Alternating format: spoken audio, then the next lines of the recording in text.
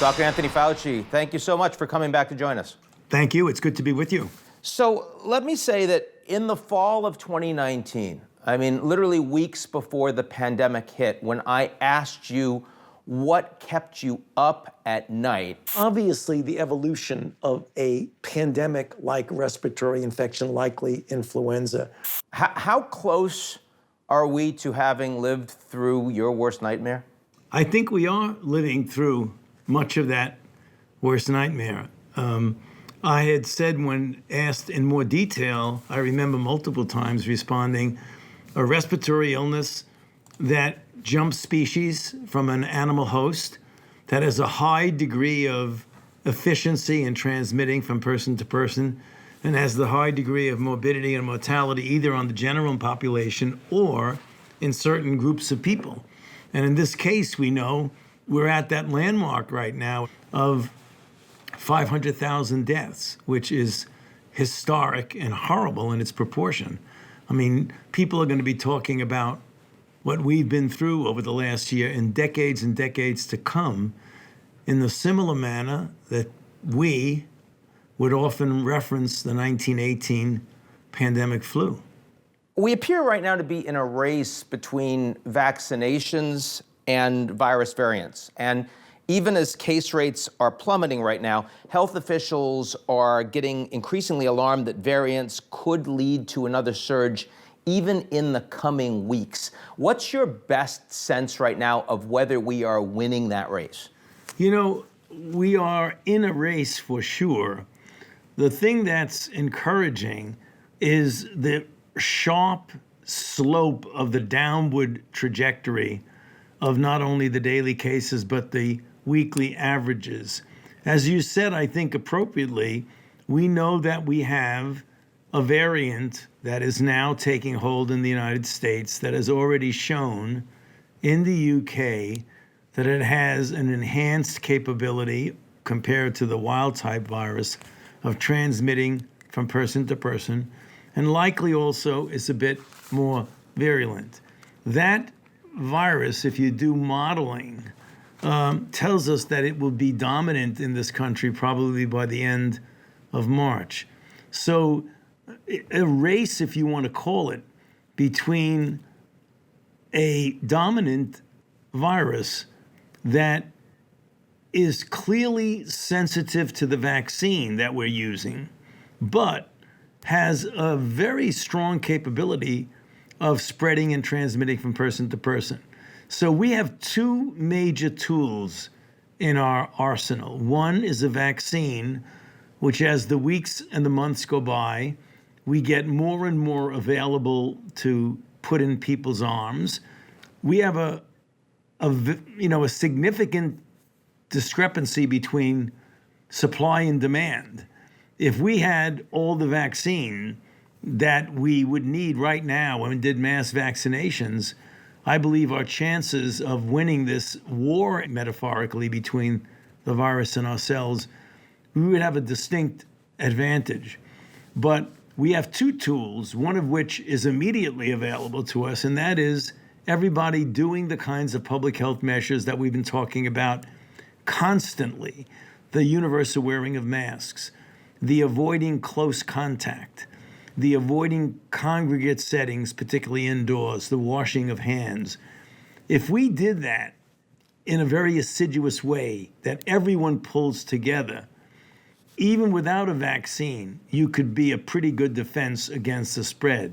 Superimpose upon that the fact that as every week goes by, we get more and more people vaccinated.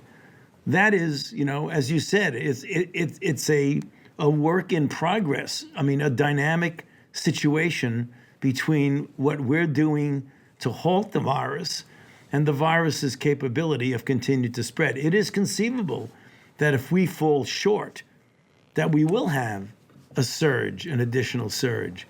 It's also conceivable if we do this correctly and everyone pulls together, everyone in the country, all regions, all states do it together, that we could suppress this to a very, very low level. And once you get the dynamics of the outbreak to a very, very low level, even when you get additional surges, it becomes much more effective to be able to identify, isolate, contact, trace.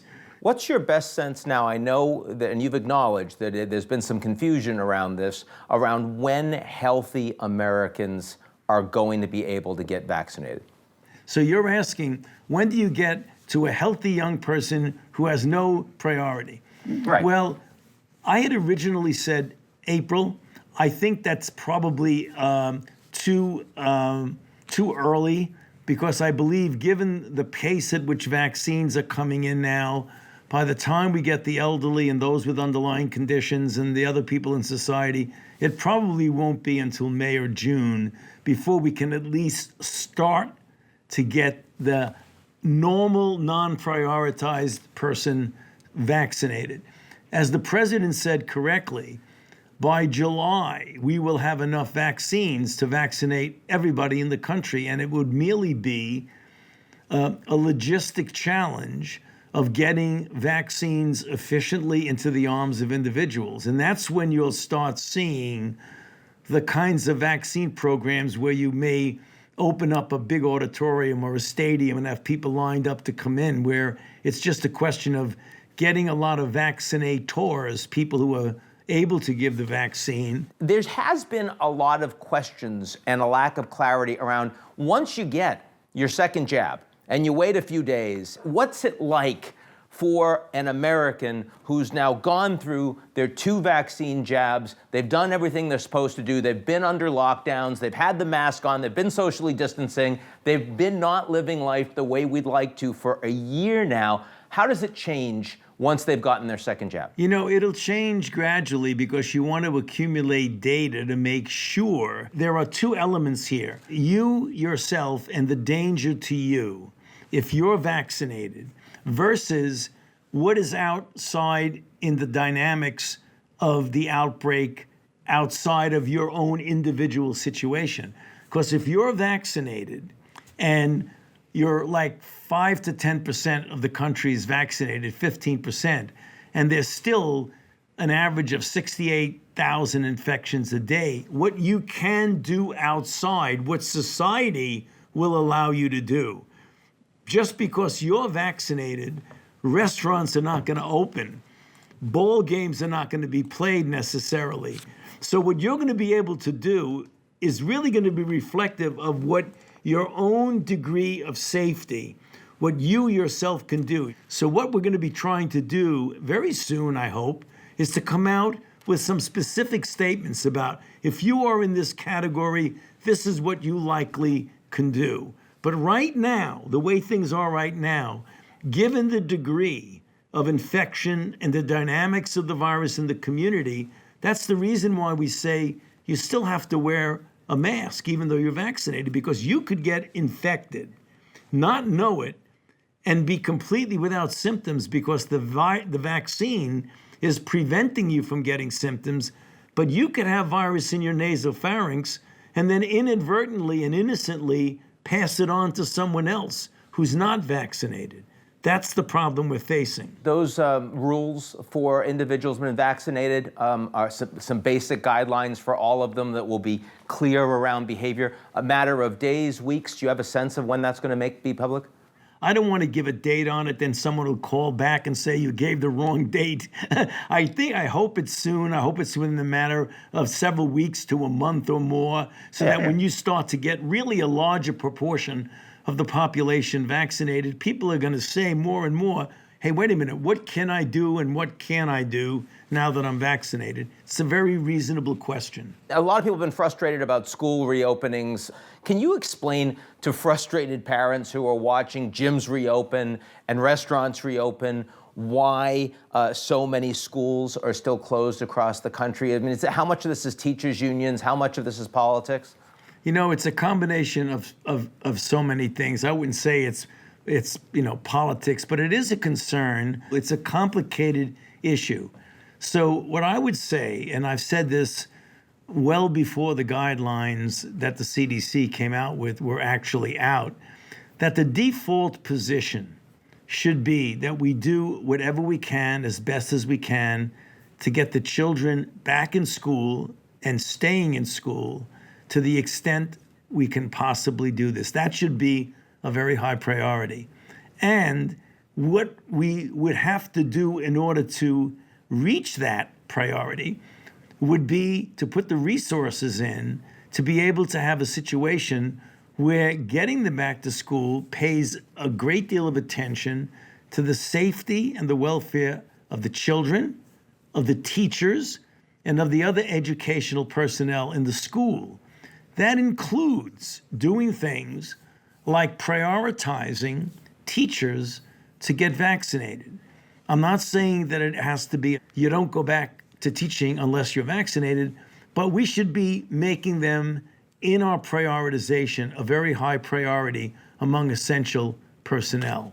And the guidelines are really a layered mitigation description, which if followed, I believe will make it safer and easier to get the kids back to school. The last time we spoke, we talked a little bit about anti-vax sentiment, and it was seen as more of a fringe issue. There's this complacency feeling, well, it's complacency, but it also is what I refer to as libertarianism taken to the extreme, where they feel they don't want any authority, civil or medical, to tell them what they are going to do with their children or with their family. Increasingly, it's becoming more significant. Obviously, it's more of a priority given what's happening in the world, but also becoming more of a partisan issue.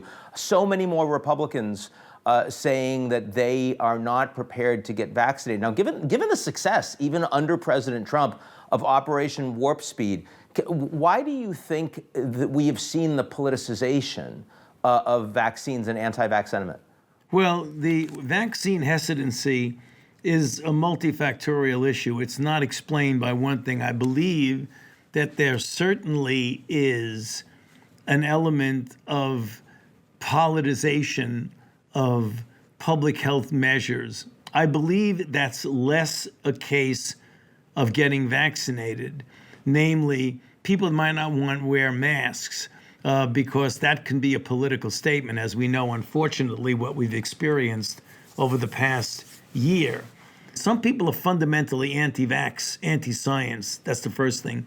Others have misperceptions about the safety of the vaccine. Others, like minority populations, historically have not been treated well by federally backed health systems.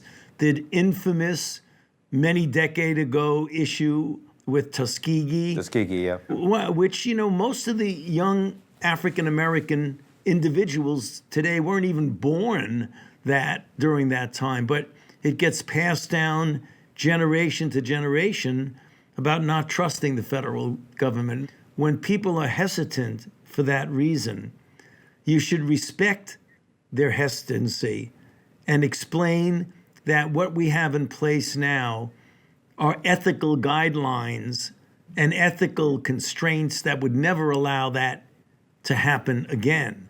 And then answer the questions of why many people are hesitant or reluctant to get vaccinated. One of the most common is they say, well, it was so fast. We always talk about vaccines requiring years to develop. We just found out about this virus in January of 2020, and in less than a year, you're putting vaccine doses into people's arms. It must have been cutting corners or sacrificing safety. And when you explain to people that this is just a reflection of the exquisite advances in the science of vaccine platform technology and immunogen technology that had gone over for years and years before this outbreak. And I think if you go step by step and explain to people, we can win more people over than you can imagine. There will always be a hardcore group of people who would not want to be vaccinated. But I think so many people's, their hesitancy can be overcome by reaching out to them in a respectful way. I'm wondering, from a science perspective, taking the politics away, once we've gotten to the point that we're able to vaccinate people outside of priorities in the U.S., Would you say it would be better to also be able to export vaccines globally to the priority groups in other countries around the world? Well, certainly if you have enough vaccine to do that. You know, we're part of what's called COVAX, Yep. which is that consortium of countries and organizations. The president, just a few days ago, has indicated that we'll be giving a total of $4 billion, $2 billion essentially right away, and $2 billion a little bit later. So we are, importantly, part of that global effort to get vaccines to people in the developing world. This is a global pandemic, and you control a global pandemic by having a global response. If we and some other developed countries are the only ones that are actually putting all of our effort and getting the particular epidemic in our own country under control, as long as there's outbreaks anywhere in the world, everywhere in the world is in danger. And that's the reason why we have to have a global pandemic response so that we get all the countries, even countries who can't afford or don't have the resources to get vaccine, need to be helped out. And that's why we have COVAX and other approaches that will be taken. So just looking forward a little bit before we close, I mean, how does this movie end in your view? Is this something that becomes endemic? Is it probable that we have annual boosters? What does it look like after everyone is vaccinated in the country? To be honest with you, Ian, we don't know. We can't be certain. If we nail this down in the sense of getting the overwhelming proportion of the population vaccinated and we get herd immunity within our country, things could change dramatically, at least for the time being in our country. The wild card in all of this is that if we don't control it at the global level, there's always the danger of outside world where there's a lot more virus. If we don't get the world and the global response, that we can get variants that could come back into the country and regenerate outbreaks, which gets to what your question is. Are we going to have a cyclic problem here that every year we got to worry about variants coming in from other country? The answer is, I don't know. But I believe the more aggressive we are in vaccinating ourselves, in contributing to the global effort to suppress this globally, not only within our own country, the adherence to public health measures that are so important, it is possible that we could eliminate it as we did with measles in this country and eradicate it as we did with smallpox. That's conceivable, but we've got to put a lot of effort into that.